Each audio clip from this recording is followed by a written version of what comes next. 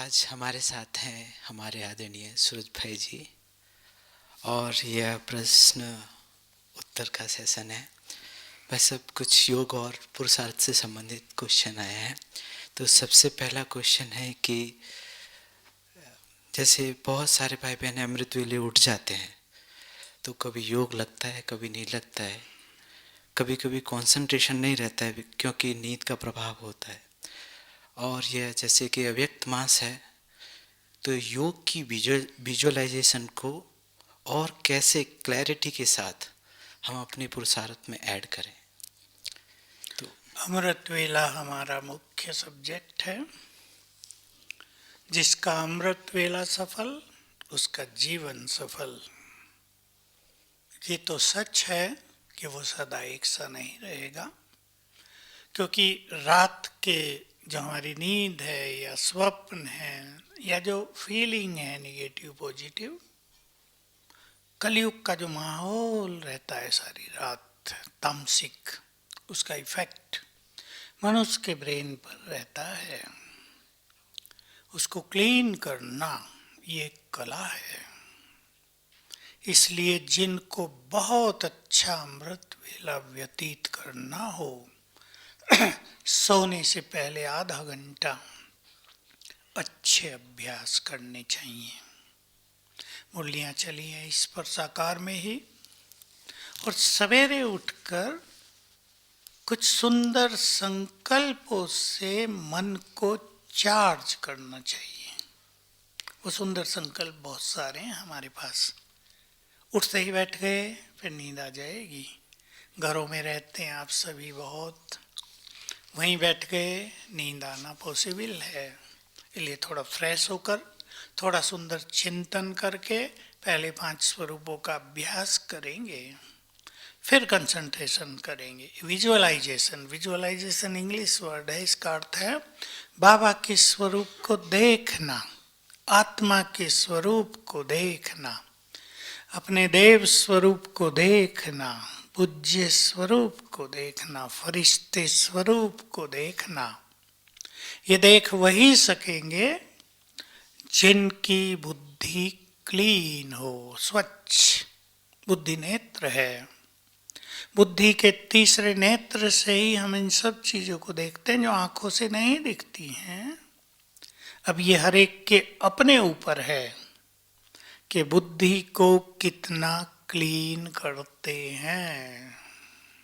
मैं एक उदाहरण दिया करता था। किसी बहन ने अपने घर की सफाई करके कूड़ा एक थैली में भर के बाहर रख दिया हो, आजकल उठा ले जाते हैं ना म्यूनिसिपैलिटी वाले। दूसरी बहन भागी भागी गई, उस कूड़े की थैली को अपने घर में ले आई। करेगा दुनिया में कोई ऐसा? लेकिन बुद्धि में बहुत लोग ऐसा ही कर रहे हैं। गंदगी दूसरों की। सोच लो बाप। जानकी दादी का ये शब्द मुझे बहुत अच्छा लगता था। शुरू शुरू में बोला करती, जब बाबा व्यक्त हुए तो वो बहुत समय यहाँ रहती थी। कहती थी, अवगुण दूसरों के, मुसीबत हमारी। मुझे ये बात बड़ी प्रिय लगी। उसका हम चिंतन कर रहे हैं, न जाने क्या क्या सोच रहे हैं। संगम युग पर समझदारी है बुद्धि को स्वच्छ बनाना। सोच लें आप सभी, बुद्धि में पास्ट का ही बहुत कुछ भरा हुआ है, विकर्मों के अलावा भी बहुत कुछ। उसके साथ यदि वर्तमान का भी हम बढ़ते रहेंगे तो पूरा कल्प इससे प्रभावित होगा, अगला कल्प। और आने वाला जो परिवर्तन का समय है उसमें हम मजबूती से स्थिर नहीं रह पाएंगे, कष्ट होंगे। इसलिए आप यहाँ भट्टी में आए हैं, बुद्धि को स्वच्छ करने का प्लान बनाओ। जैसे देश को स्वच्छ करने का प्लान मोदी जी ने बनाया ना, हम बुद्धि को स्वच्छ करने का अभियान चालू कर दें। क्यों रखें हम दूसरे की गंदगी अपनी पवित्र बुद्धि में? क्यों करें हम व्यर्थ का दूसरों का चिंतन अपनी इस वरदानी बुद्धि में? हमें सोचना है। बहुत सुंदर गॉडली गिफ्ट है हमारी बुद्धि, है या नहीं? सर्वश्रेष्ठ अगर कोई वस्तु है आत्मा के पास, वस्तु सब तो उसके लिए उचित नहीं, वो है बुद्धि।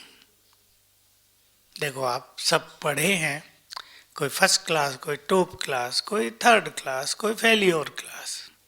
जो फेल होते हैं उनकी मेंटालिटी कैसी हो जाती है प्रारंभ से ही। और जो बुद्धिमान है हर फील्ड में, चाहे बिजनेस हो, नौकरी हो, कोई क्रिएटिव वर्क हो, आपको फैक्ट्री हो, जो बुद्धिमान है वो कैसे सफल होता है। तो सभी चिंतन करें, बुद्धि का वरदान संगम युग पर मिल रहा है। पूरे कल्प के लिए जैसा लेना चाहे ले लें। बाकी अमृत वेले पर 3 क्लास हैं, यूट्यूब खोलेंगे मेरे नाम से, मैं बता चुका हूँ। गहरी बात क्लिक करेंगे, उस पर बहुत सारे लेक्चर हैं, उसमें 3 अमृत वेला के हैं। पूरा डिटेल क्या सोचें, उठते ही सोने से पहले क्या करें, रात हमारी अच्छी बीते, भोजन थोड़ा हल्का हो, क्योंकि भोजन से अगर एसिड गैसेज बनती हैं तो अमृत वेला सुख नहीं मिलेगा। तो या तो अच्छा अच्छा माल खा लें रात को, या प्रभु जी से सुंदर माल ले लें अमृत वेले, एक ही चीज होगी। ठीक है, सोचना स्वयं को स्वयं है। सोना भी टाइम पर चाहिए, नींद कम होगी तो भी अमृत वेले का सुख नहीं मिला, क्योंकि ब्रेन बहुत फ्रेश होना चाहिए। कोई सोचे 12 बजे सो के 4 बजे उठ जाऊं, योग करूं, मैं तो अमृत वेले उठता हूं, नहीं काम चलेगा। हमें अमृत वेले उठकर कोई बाबा को खुश नहीं करना कि आ गए बाबा आपके पास, हाजिरी लगा दो हमारी। हमें तो आनंद लेना है, वरदान लेने हैं, खजाने लेने हैं। इसमें बाबा को कोई लेना देना नहीं, उसको तो हमें भरपूर करना है। इसलिए अपनी प्लानिंग अच्छी करें। परिवार वालों को, जैसे मैंने कहा था, कई बाधाएं हैं। अकेले आप ज्ञान में हैं, कोई 2 हैं, बच्चे हैं, परिवार हैं, कई तरह की बाधाएं आपको हैं। लेकिन अगर लगन श्रेष्ठ है, ये बात सभी याद रखेंगे, अगर कुछ विशेष पाने की उमंग है मन में, तो बाबा लाइन क्लियर कर देता है, सबको सहयोगी बना देता है। शुरू में बाबा कहा करते थे, लगन से सभी विघ्न जलकर नष्ट हो जाते हैं। मुझे ये बात बहुत अच्छी लगी थी। तो सभी बहुत अच्छा अमृत वेला करेंगे, याद रखेंगे तीनों बात जो बाबा ने कही। क्या करता है बाबा अमृत वेले? भरपूर। भूलो नहीं, इसलिए आपसे बुलवा रहा हूं। प्लान बना लिया है भगवान ने हमें स्नेह सहयोग शक्तियां देने का। रोज याद करो, कहीं लिख के रख देना, तो सवेरे जब भगवान ये सब बांट रहा हो, हम ढीले ढाले रहेंगे तो आएगा ही नहीं, किसी और को देगा फिर बाबा की शिकायत करेंगे, उसको ज्यादा दे दिया, मुझे कम दिया। उसने तो सामान दिया, लेने वालों ने गड़बड़ कर दी है। तो सभी बहुत चुस्ती से करेंगे। नेक्स्ट। वैसे नेक्स्ट पुरुषार्थ से ही रिलेटेड क्वेश्चन है। हम सर्वगुण संपन्न बने हैं, सर्व शक्तियों से भरपूर बने हैं, सर्व शक्तियों का स्टॉक जमा किया है, ये चेकिंग कैसे करें? संतुष्टता से। जब हम फुल हो जाते हैं तो संतुष्ट हो जाएंगे। और अगर जीवन में कोई बाधाएं आएंगी तो हम शक्तिशाली हैं, सहज पार करेंगे। बाधाएं हमें परेशान नहीं करेंगे।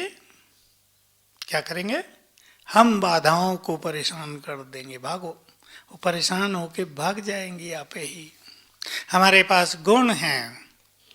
हम सभी एक संगठन में रहते हैं, चाहे आप परिवार में, चाहे कोई सेवाओं में, संगठनों में हम गुण मूर्त सबको दिखाई देंगे।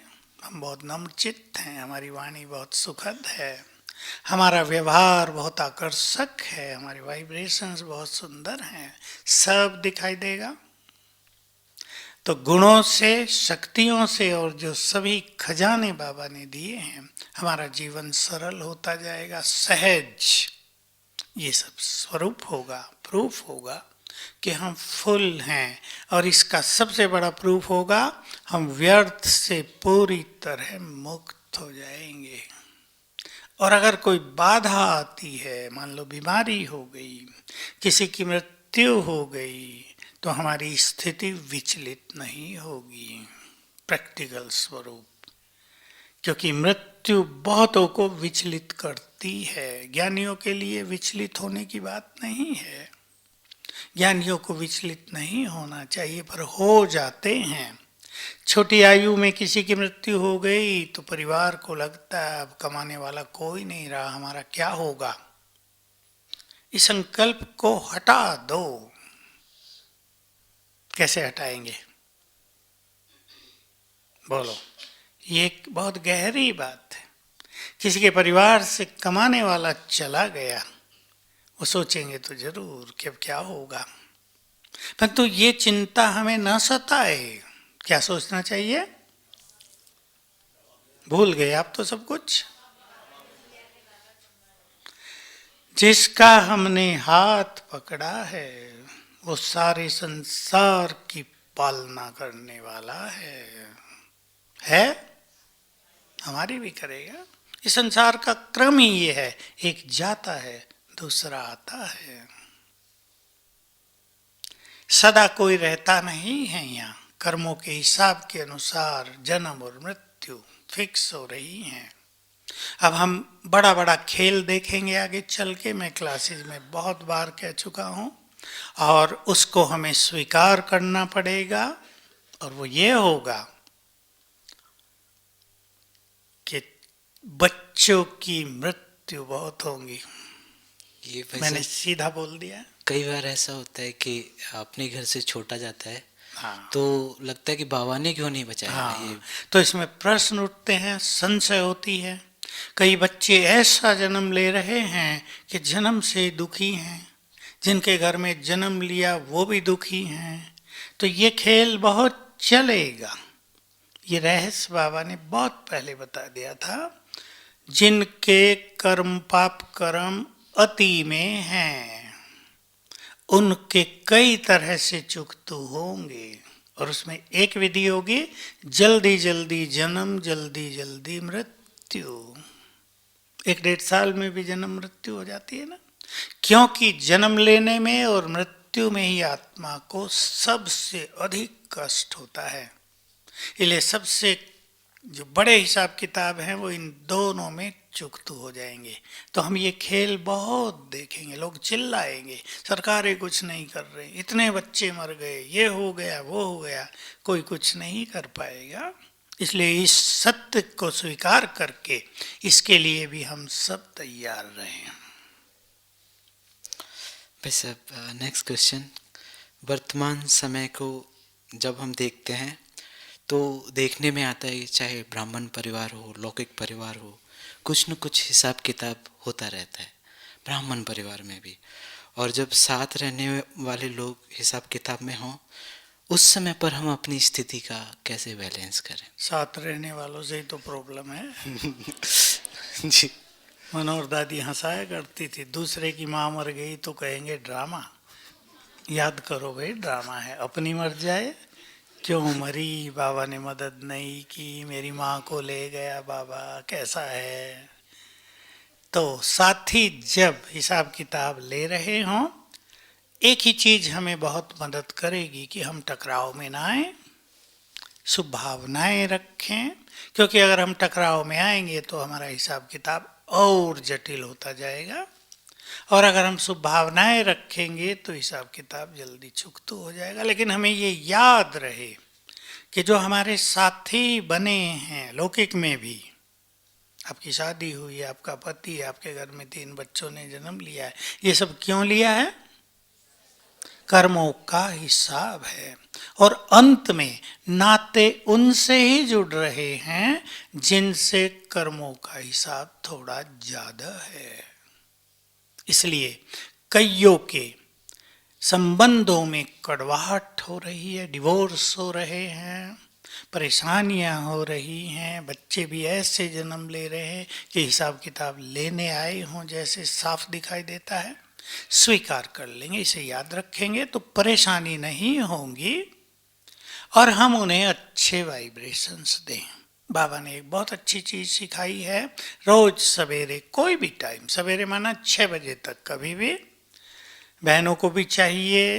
अभी तो कोर्स शादी नहीं हो रहा, पर जब कोर्स करने लोग आए आपके पास कोई विघन समस्या लेकर आए, किसी को कड़ी बीमारी हो गई हो, आपको पता हो, तो सवेरे 15 मिनट योग का दान उन सब आत्माओं को दिया करें। तो ऐसे जो अपने साथी हैं उनको भी योगदान दिया करें। और व्यवहार में रहते एक बहुत अच्छी चीज का प्रयोग करके आप देखें। इसको बाबा ने कहा, वृत्ति से दूसरों की वृत्ति को बदलो। तो आपके जो भी साथी हैं, मान लो आपको उनसे कठिनाई हो रही है, तो उन्हें आत्मा देखना, ये आत्मा है, और संकल्प करना ये बहुत अच्छी आत्मा है। भले ही वो अच्छी ना हो, संकल्प थोड़ा मुश्किल पड़ेगा आपको। जो आपसे रोज लड़ रहा हो, आप कैसे सोचेंगे उसके लिए कि ये बहुत अच्छा है। फिर भी अगर आप इतना कर सकें, ये बहुत अच्छी आत्मा है, ठीक है हमारा कोई हिसाब किताब चुकतू हो रहा है, पर मूल रूप से ये आत्मा बहुत अच्छी है। उसने कभी आपको सहयोग भी तो दिया होगा या नहीं?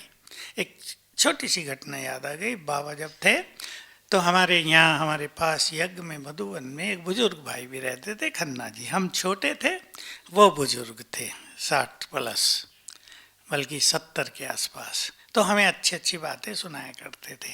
कहा, मैंने मामा को कहा, मामा मेरी युगल मुझे बहुत परेशान करती है, क्या करूं? तो मामा ने पूछा सब कुछ और देखा कि इसकी जो वृत्ति है वो अपनी युगल के लिए बहुत निगेटिव हो गई है, बड़ी खराब है, मुझे तंग करती है, साथ नहीं देती। तो मामा ने उनसे पूछा कि अच्छा ये बताओ, कभी उसने आपको बहुत अच्छा सहयोग भी दिया है? तो उसको तुरंत याद आया, दिया है। हिंदुस्तान पाकिस्तान अलग हुआ, हम पाकिस्तान से हिंदुस्तान में आए, हमारे पास कुछ नहीं था, उसने अपने सारे जेवर मेरे आगे रख दिए, लो इन्हें बेच दो और कुछ भी धंधा करो। तो कहा, ये कोई छोटी बात है?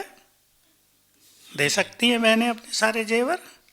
नहीं देती।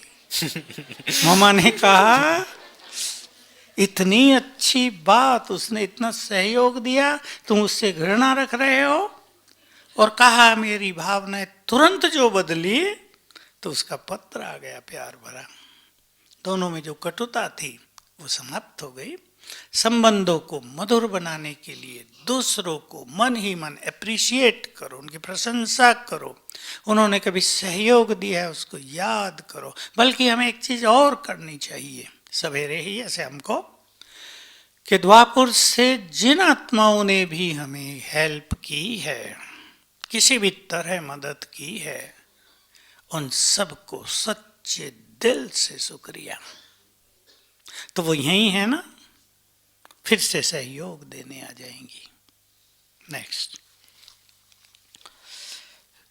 जैसे वैसे कुमार जीवन में पुरुषार्थ करने के लिए जो मुख्य बातें हैं, ज्ञान और योग और बाहरी जीवन, उनमें जो बैलेंस रहे भाई साहब, उसमें मुख्य बातें ऐसी कौन सी हैं जिनमें हम ध्यान कुमार अगर केवल 2 बातें अपना लें, अमृत वेला योग करना और मुरली में आना, तो उन्हें जीवन में कोई कठिनाई नहीं होगी। लेकिन कुमारों की विशेषता है, हड्डियां तो सेवा में ले लो पर सवेरे ना उठाओ, तभी तो मीठी नींद आती है। बाबा आपने सारा अच्छा किया, बाकी सवेरे उठने का जो कर दिया ना, ये बड़ा मुश्किल है। इतनी मीठी नींद सवेरे सवेरे, आनंद आता है सोने में। आप गीत बजा देते हो, मेरे लाडलो जागो, अच्छा नहीं किया। तो बस कुमार 2 चीज पक्की करें सेवा के साथ, अमृत वेला योग और मुरली, सब ठीक रहेगा। वैसे इसी से जुड़ा हुआ कि आपने शुरुआती दौर में जब आप मधुबन में आए, तो उस समय पे आपने विशेष क्या पुरुषार्थ किया? अभी वो तो लंबी चौड़ी कहानी है, उसको तो आप छोड़ दो। मैंने थोड़ा बहुत सुनाया जो यहाँ इंटरव्यू हुए थे ना। भाई बाबा अव्यक्त हो गए थे, तो बहुत ज़्यादा वैराग्य था यज्ञ में, थोड़े से लोग रहते थे हम लोग। बाबा की छाप सबके ऊपर थी, दादी प्रकाश मणि यहाँ आ गई थी परमानेंटली। तो मुझे तो ऐसा रहा कि अव्यक्त बाबा ने गाइड किया है बहुत ज़्यादा। साकार में तो गाइडेंस मिली, लेकिन अव्यक्त बाप दादा की गाइडलाइन बहुत मिली। उस अनुसार मैं रोज अच्छे अभ्यास करता रहा।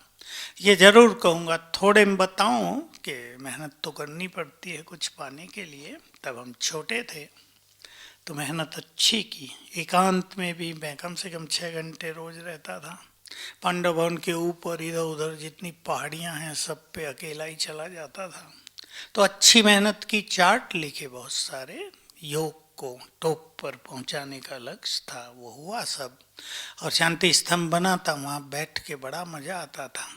बाबा के कमरे में जाने की कोई ये रीति नहीं थी, सबसे पहले मैंने ही जाना शुरू किया। अब उधर से ही रास्ता था, अंदर से बहनें सोती थी। अब एक दिन मैं चुपचाप उठ के दबे पैर अंदर चला गया। अभी लाइट भी नहीं थी वहाँ कुछ भी, बैठ गया अंधेरे में। तो संतरी दादी होती थी, आप जानते होंगे संतरी दादी, उन्होंने एक बार मुझे देख लिया, सूर्य तुम आते हो, वो भी आने लगी। और जब वो आने लगी तो एक छोटा सा बल्ब भी लग गया बाबा के कमरे में। हम दोनों बैठने लगे।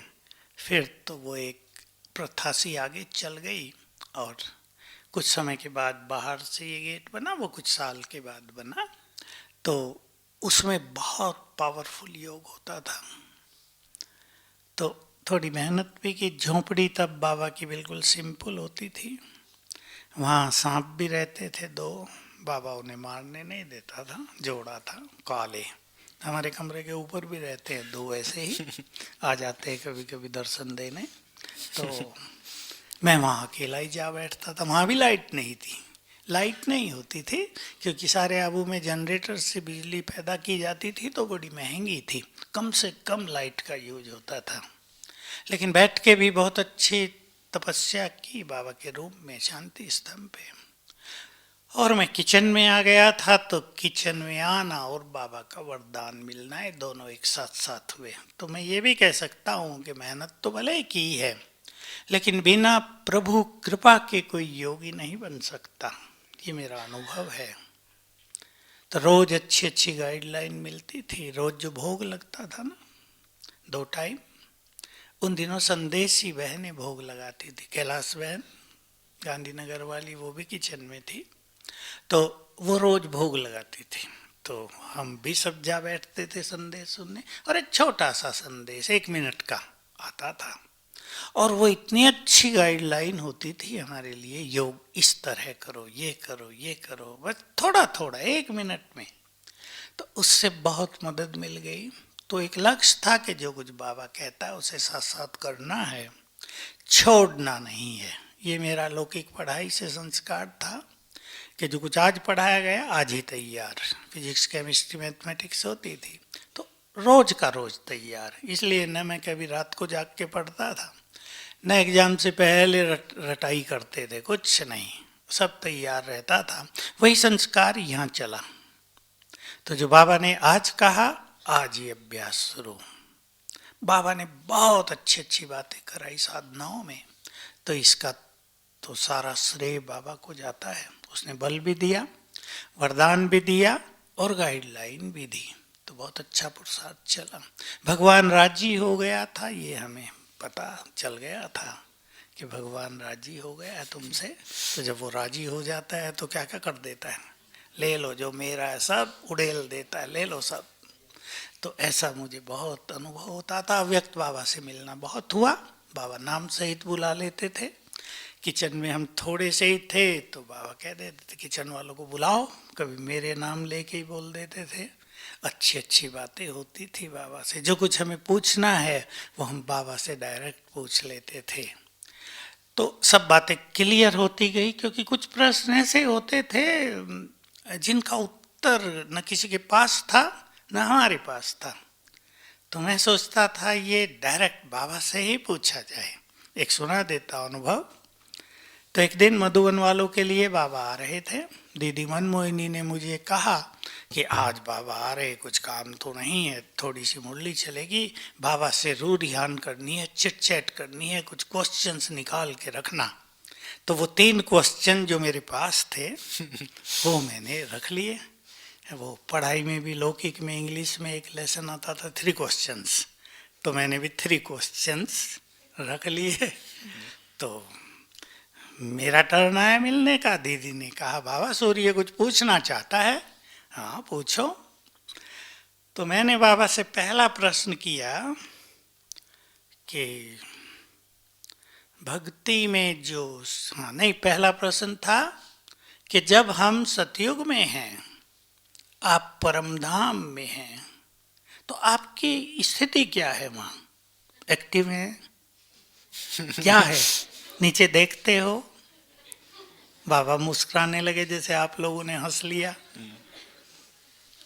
कहा उस टाइम सब कुछ समाया रहता है, क्योंकि कोई याद ही नहीं कर रहा ना नीचे से, तो वो जगह भी कैसे, इनएक्टिव है। तो फिर मैंने दूसरा प्रश्न किया। ये प्रश्न मेरे अंदर बहुत चलता था और मैं इसकी खोज में था, इसके उत्तर की खोज में, कि भक्ति में जो साक्षात्कार होते हैं वो आप कराते हो आकर या ऑटोमेटिक होता है? तो बाबा ने कहा ऑटोमेटिक है वो ड्रामा में। अब तीसरा प्रश्न किया कि संगम युग पर जो बच्चों को साक्षात्कार होते हैं वो भी ऑटोमेटिक हैं या आप कराने जाते हो? तो ये उत्तर ऐसा था, पूरी सभा मगन हो गई और मेरे आनंद की तो सीमा नहीं रही, और बाबा दृष्टि दे रहे, मैं सामने हूँ। कोई ना मुझे कह रहा कि उठो जल्दी, हलचल समाप्त हो गई। बाबा ने कहा इस संगम युग पर बाप साक्षात्कार कराने जाते हैं क्योंकि इस समय मैं ड्यूटी पर हूँ। वाह, भगवान ऑन ड्यूटी। एकदम डीप साइलेंस हो गई। मजा आ गया उस दिन। फिर मिलन होता रहा, वो घरेलू मिलन था बाबा से। चलो आगे चलो। वैसे अब नेक्स्ट क्वेश्चन मुरली से रिलेटेड है। क्या मुरली सुनना भी योग है?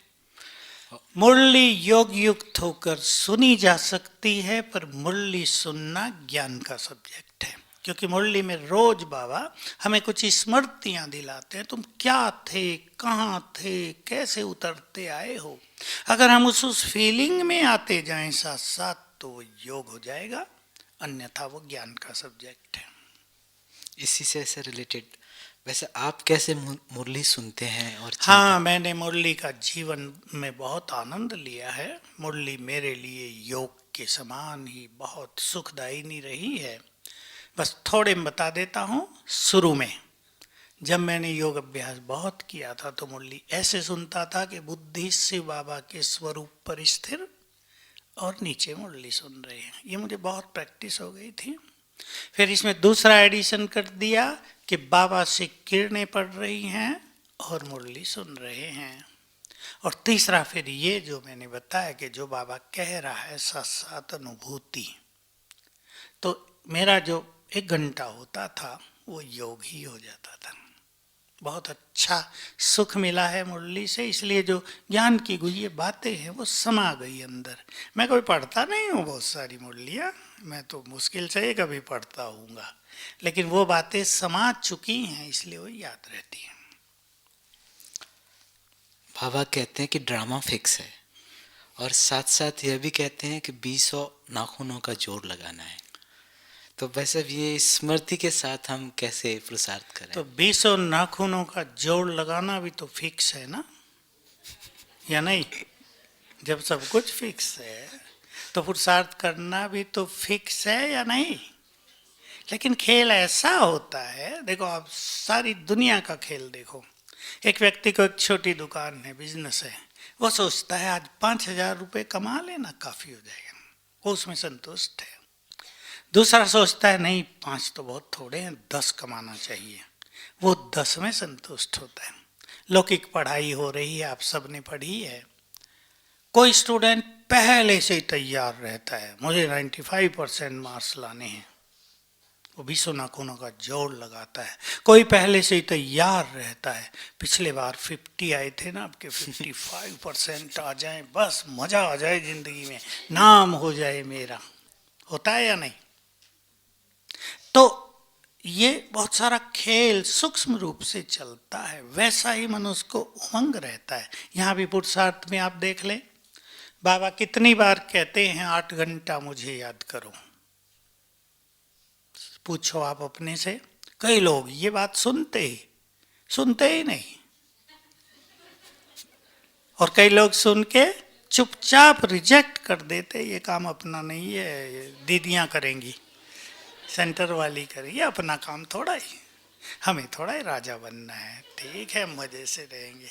तो ये ऑटोमेटिक होता है।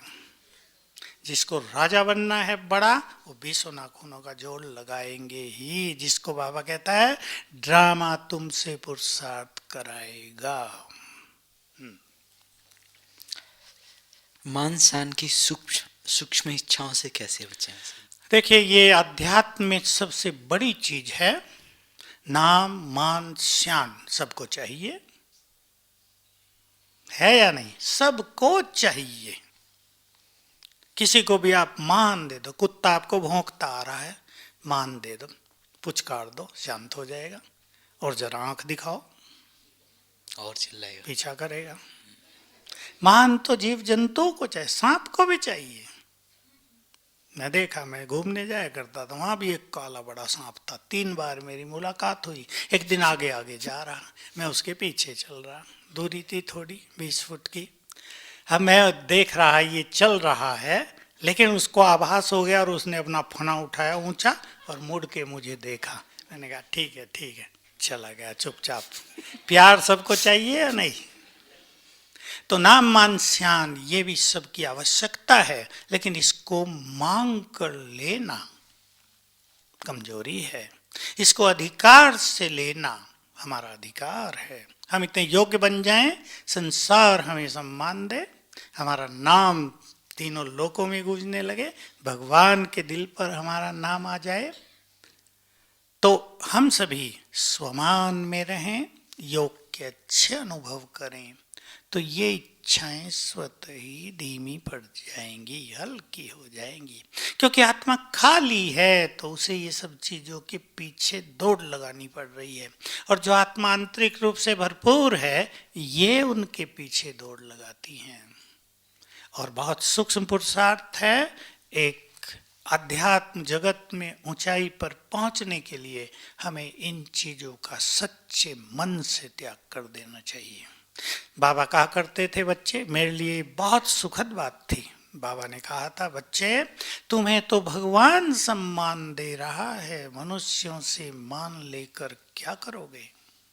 बहुत काम आई मुझे ये बात। जिन्हें भगवान सम्मान देता हो, वो कैसे सम्मान के पीछे भागेंगे? सारा संसार प्रकृति सहित उन्हें सम्मान देंगे, होगा या नहीं? प्रकृति भी सम्मान देगी।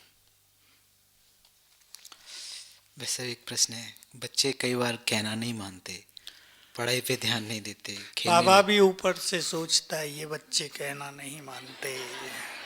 सोच लो भी आप बाबा का कहना मानो, बच्चे आपका कहना मानेंगे, सीधा सा हिसाब।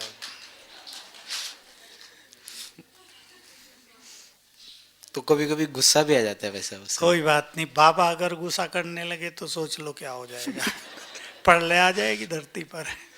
इसलिए गुस्सा नहीं, प्यार, स्वमान, उससे समझाएंगे। मैंने कई बातें कल भी बताई थी, फिर बता देता हूँ। बच्चे जब सोए हैं, ये बहुत सुंदर टेक्निक है, सभी यूज कर सकते हैं, भाई बहनें, बच्चों पर, किसी और पर भी। आप बच्चे घर में हैं, आपके 2-4 रूमी होंगे, उनके पास चले जाओ और उन्हें आत्मा देखो। ये बहुत अच्छी आत्माएं हैं हमारे घर में, भाग्यवान आत्माएं आई हैं हमारे घर में। बाबा ने ये फूल दिए हैं, ये फूल हमारे घर की शोभा है, खुशबू बढ़ा रहे हैं, बहुत अच्छे हैं ये, बहुत अच्छे आज्ञाकारी हैं। 7 दिन लगातार करना, लेकिन सेम टाइम, वही टाइम रोज, इफेक्ट देखना। 21 दिन कर देना, सब कुछ अच्छा हो जाएगा। बच्चा कितना भी गुस्से वाला हो, उसको संकल्प दे देना, इसमें भी तो प्यार है, आत्मा मूल रूप से प्रेम स्वरूप है, अब इसका प्यार जागृत हो जाएगा। जगा देना, प्यार को जगा देना, ये हम वाइब्रेशंस दे के जगा सकते हैं। हैं?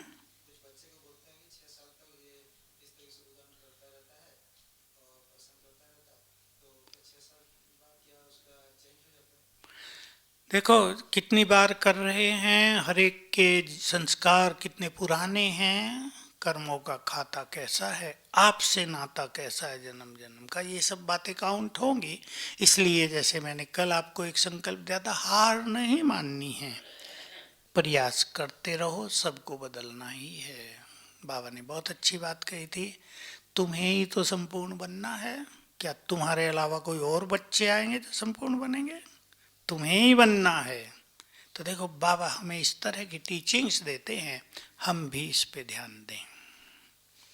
वैसे किसी ने बहुत ही माफ़ी भी मांगी है और पूछा है, प्रश्न नहीं उत्सुकता है, द्वापर त्रेता में आबू में ऐसा क्या था कि हमारे ब्रह्मा बाबा आबू में आके उन्होंने मधुबन बनाया? ये तपस्वी भूमि रही है बहुत समय से। जब हम लोग भी यहाँ आए तो यहाँ बहुत सारे साधु संत गुफाओं में रहते थे, हम भी गए उनके पास कई बार। तो ये बहुत पवित्र भूमि रही है। जब हम यहाँ आए, यहाँ चोरी चकारी का नाम निशान नहीं था। कोई कोई विजिटर आते थे, सामान रखा दुकान के आगे, बताया दुकानदार को भी मेरा रखा है ये, सारा दिन घूम के आ गए, शाम को उठा लिया। तो ये एक बहुत अच्छी पवित्र भूमि, ऋषियों की भूमि, इसलिए बाबा ने ये चुना। सतयुग में भी वैसा कुछ रहेगा ये हाँ, निश्चित रूप से ब्यूटीफुल पर्वत बन जाएगा। और सतयुग में अब सबको यहाँ आने का अट्रैक्शन है, तो सतयुग त्रेता द्वापर कलयुग चारों युगों में बना रहेगा। आप सब विमान लेकर यहाँ आया करेंगे।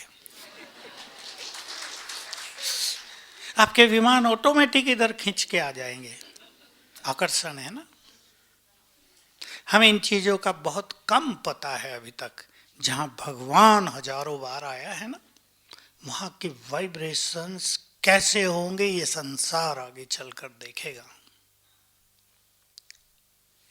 Next question. वैसे हम सब डिजिटल उपकरणों से जुड़े हुए हैं, और क्या ये उपकरण हमारे पुरुषार्थ में सहयोगी बन सकते हैं? सहयोगी ही हैं।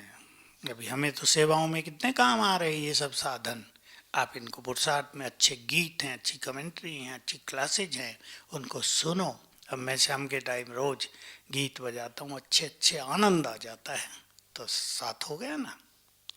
तो इन सब का पुरुषार्थ में, गहन तपस्या में, एकाग्रता में साथ लेना है। और अगर निगेटिव साइड पे गए तो ये अभिश्राप बन जाएंगे। और वैसे अंत समय पे अगर हम इन पे डिपेंड हैं तो इनसे आसक्ति। डिपेंड रहेंगे ही नहीं, ये अंत से पहले ही सब खत्म कर देना है खेल बाबा को। इसलिए सारी युवा पीढ़ी डिप्रेशन में आ जाएगी, और सारे कारोबार जो कंप्यूटराइज्ड हैं आजकल दुनिया में, वो ठप हो जाएंगे। वो भी एक बहुत खराब समय होगा, क्योंकि ये सब चीजें अच्छी भी हैं तो बुरी भी हैं। और बाबा जब गहन तपस्या कराएगा तो इन सब से भी सबको मुक्त कर देगा। वैसे एक लास्ट क्वेश्चन है, जैसे 2020 कोरोना में हमने बहुत कुछ सीखा, और हम ये भी जानते हैं कि आने वाला जो समय है वो परिवर्तन का समय होगा। तो आने वाले समय के लिए भाई साहब हम क्या पुरुषार्थ कर रहे हैं, कैसे अपनी ये डराने वाला क्वेश्चन है, इसलिए मैं डरा, इसीलिए तो भाई साहब माताओं को आज नींद नहीं आएगी, नहीं तो इसलिए आप सब उस स्वर्णिम युग को देखो जो इस परिवर्तन के बाद आने वाला है, और उससे पहले के समय को देखो। हमें तैयार करने के लिए स्वयं भगवान आ गए। दोनों बातों पर विचार करो। बीच का जैसा भी समय होगा सारे संसार के लिए होगा ना, लेकिन हमें उसमें संसार को मदद करनी होगी। तो हमारा रोल हीरो रोल हो जाएगा। जिन्होंने बहुत अच्छी साधनाएं की हैं वो प्रख्यात होंगे, उनका रियली सारा संसार उन्हें सम्मान देने के लिए आएगा। मैं थोड़े से बता दूं, लास्ट क्वेश्चन है ना। 108 रत्नों में पहले 25 मण के बहुत महान हैं। 8 तो हैं, 17 और, ये सब अव्यक्त मुरलियों में है। ये सब प्रख्यात होंगे अलग अलग जगह, अलग अलग समय। एक जगह नहीं, मधुबन में नहीं, सब अलग अलग जगह। क्योंकि इस ड्रामा में ये बहुत बड़ा रहस्य है कि बाबा ने अपनी महान आत्माओं को अलग अलग जगह पर रखा है। विदेशों में थोड़े से, भारत में ज्यादा, विदेशों में बहुत कम।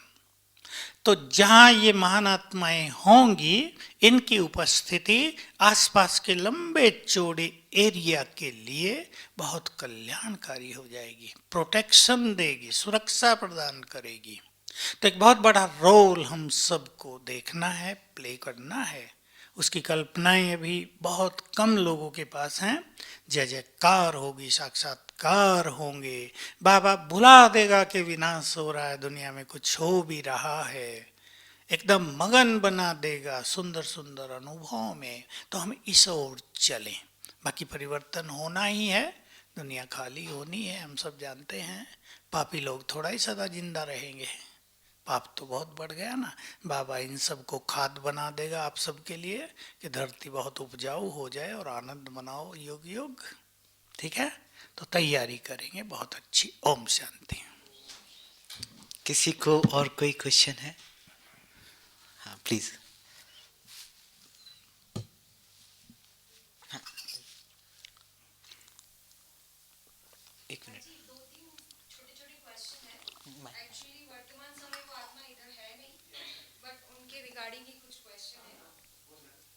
पहला क्वेश्चन ये है कि बाबा कई बार मुरलियों में कहता है कि आत्मा शरीर छोड़ती है तुरंत दूसरा शरीर लेती है, और हिंदू धर्म के रीति रिवाज के हिसाब से 13 दिन तक बोलते हैं आत्मा घर में ही रहती है। और कभी कभार बाबा मुरली में भी सुना है, मतलब मुरली बोलते में जाओ, कि सूक्ष्म वतन में भी आत्मा उस 13 दिन के दौरान कुछ कुछ आत्माएं जाती है, तो उसका थोड़ा क्लैरिटी चाहिए था। आत्मा एक शरीर छोड़कर तुरंत वही जन्म लेती हैं जो बहुत पुण्य आत्माएं हैं। जो पाप आत्माएं हैं वो अपने पाप के अनुसार कुछ समय विचरण करती हैं, उस घर में नहीं, ऊपर। जिसका मोह बहुत ज्यादा है, जब तक उनका शरीर जला नहीं दिया जाता वहीं रहती है। जब देखता है, वो आत्मा देखती है जल गया मेरा शरीर, अब कोई मुझे मेरे लिए रो भी नहीं रहा, सब चुप हो गए हैं, चलने की तैयारी करती है। इसलिए कोई फिक्स नहीं है। और सूक्ष्म वतन में बाबा अपने अमूल्य रत्नों को कुछ समय रखते हैं, उन्हें रेस्ट देते हैं। ये सब के लिए बात नहीं है, बस इतना ही है। दूसरा क्वेश्चन है भाई जी, कई आत्माओं को सतयुग का इतना क्रेज नहीं होता है, उन्हें बस वर्तमान में अपनी स्थिति अच्छी बनानी है, तो इसका मतलब ये कि वो सतयुग में लेट आएंगे? नहीं, वो सतयुग में भी आएंगे। अगर वर्तमान स्थिति वो अच्छी बना लेते हैं तो सतयुग में वो आएंगे ही। लेकिन मैं ऐड कर देना चाहता हूँ, अगर सतयुग का भी नशा होगा, एक हाई स्टेटस पाने की लगन होगी, तो पुरुषार्थ में और तीव्रता आ जाएगी, और वो जो देव संस्कार हैं वो जल्दी धारण हो जाएंगे। जैसे ब्रह्मा बाबा को भविष्य का स्वरूप बहुत क्लियर था और वो उसके नशे में बहुत रहते थे, मामा भी, तो उनके संस्कार वर्तमान में समाने लगे थे। ये फायदा होगा। और एक लास्ट क्वेश्चन है, जैसे योग में निराकार अवस्था समझो, या निराकार बाबा को बहुत सहजता से देख पाते हैं, पर जब ब्रह्मा बाबा में मतलब बाप दादा दोनों देखना हो तो थोड़ा इमेजिनेशन करना पड़ता है। कोई बात नहीं, जो आपको इजी हो रहा हो उसको करते चलो, उसको करते करते दूसरा भी इजी हो जाएगा। बहुतों को दूसरा होता है कि बाप दादा को देखना इजी, निराकार को देखना कठिन। ये हर एक की अपनी भिन्न भिन्न चीज़ों पे डिपेंड करता है। जो जिसको सहज हो, जहाँ योग लगाना सहज हो वैसे ही करें, बाकी सब चीज़ें धीरे धीरे सहज होती जाएंगी। और एक छोटा सा लास्ट क्वेश्चन, कुछ स्टूडेंट्स पूछते हैं कि जैसे आजकल पीस ऑफ माइंड टीवी में सब में फरिश्ता ऐसे परछाई वाला दिखाते हैं और कुछ होता नहीं, तो बाबा जैसे लाइट का शरीर कहते हैं, तो उसकी डेफिनेशन प्रॉपर क्या बताएं? देखो, बहुत क्लियर आप समझ लें इस बात को, टीचर्स बहनों को बिल्कुल क्लियर होना चाहिए। आत्मा शरीर में बैठकर जो कुछ सोच रही है, उसकी एनर्जी पूरे शरीर में निरंतर फैलती है। आत्मा के जो 7 गुण हैं वो भी तो संकल्प है ना, शांत, लव, सुख। वो एनर्जी भी जिसके पास जो जितना ज़्यादा है उसकी एनर्जी पूरे शरीर में फैलती रहती है और इस एनर्जी से ही सूक्ष्म शरीर बनता रहता है। तो ठीक ऐसा ही शरीर जैसा हमें है, ऐसा ही चेहरा, जब आत्मा इस शरीर को छोड़ के जाएगी तो सूक्ष्म शरीर इससे निकल के उसके साथ रहेगा। जब से आत्मा परम धाम से नीचे आई है, वो सूक्ष्म शरीर के बिना कभी नहीं रही है। एक शरीर छोड़ा, सूक्ष्म शरीर सहित निकली, गर्भ में गई, सूक्ष्म शरीर साथ रहा, और ये सूक्ष्म शरीर तभी छूटेगा जब हम वापस जाएंगे। वैसे एक ही सूक्ष्म शरीर होता है? नहीं, एक ही नहीं होगा, उसमें चेंज होती रहेंगी। Thank you. चलो अभी टाइम हो गया। थैंक यू भाई साहब।